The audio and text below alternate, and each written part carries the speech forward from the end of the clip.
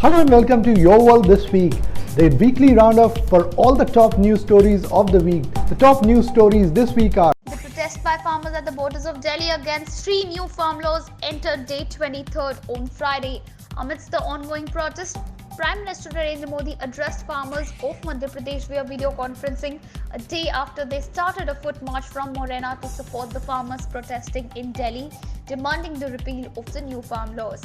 Protesters have also received support from farmers of Rajasthan who were agitating near Rajasthan-Haryana border from the past 2 weeks, with farmer unions rejecting the concessions offered by Union Agriculture Minister to end their opposition to the new farm laws.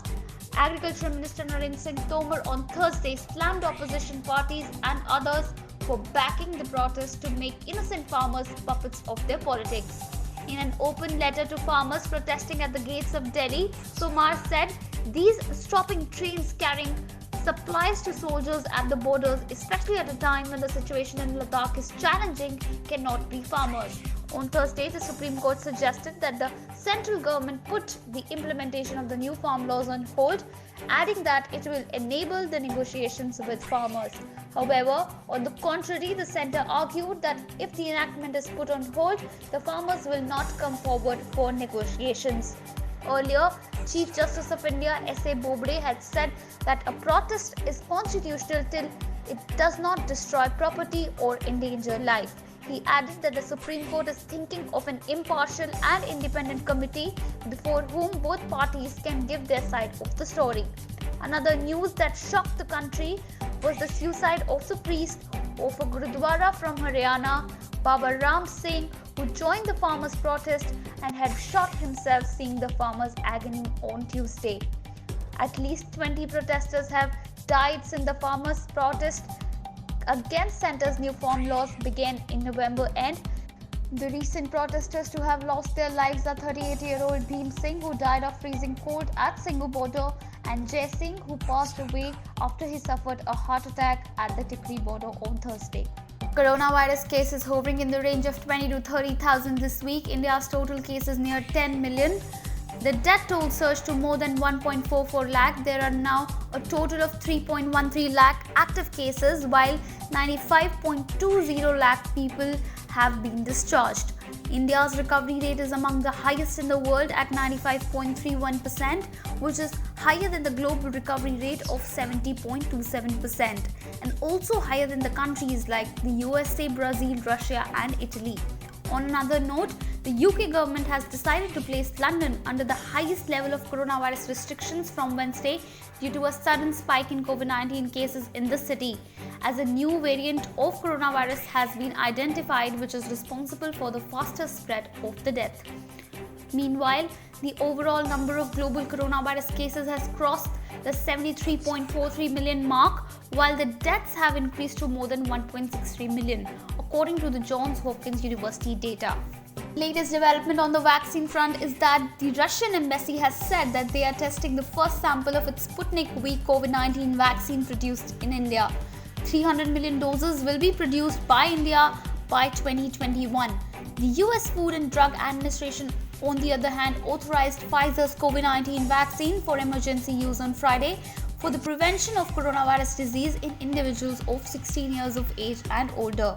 A critical care nurse was the first person in New York and among the first batch in the United States to get a shot of the coronavirus vaccine authorized by the US Food and Drug Administration.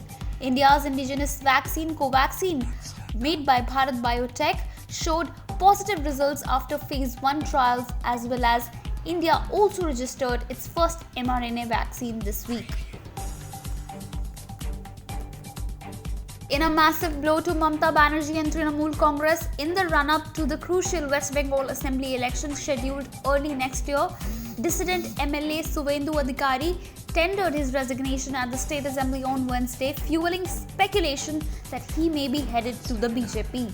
After this, the exodus continues as 2 other MLAs from Didi's cabinet have also tendered their resignations, which include MLA Jitendra Tiwari from Pandaveshwar constituency and MLA Silbhadra Datta from Barakpur constituency have quit.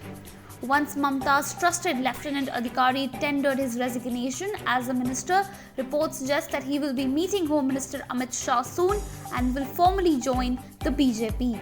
Shah will be addressing a public rallies and meeting party workers in Bengal on Saturday and Sunday.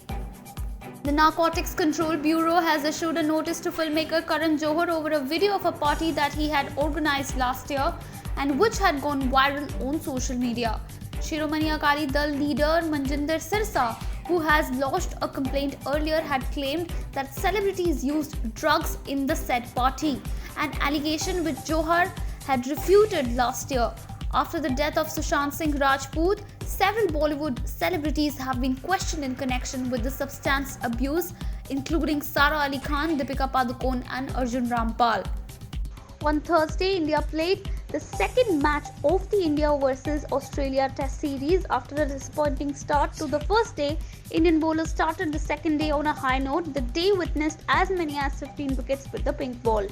India in the first innings managed to score only 244 runs. Australia got bowled for 191 in reply to India's 244.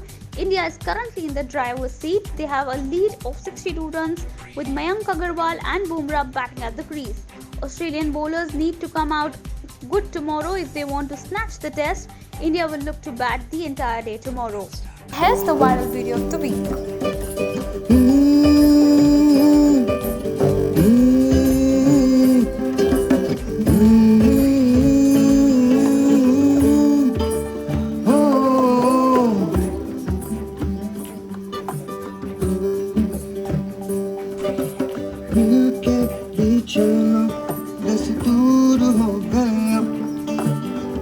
यादों में तेरी मजबूर हो गया ओ सनम यादों की कसम. Hope you liked this edition of Your World This Week. We will be back next week with yet another episode of Your World This Week. Have a good day.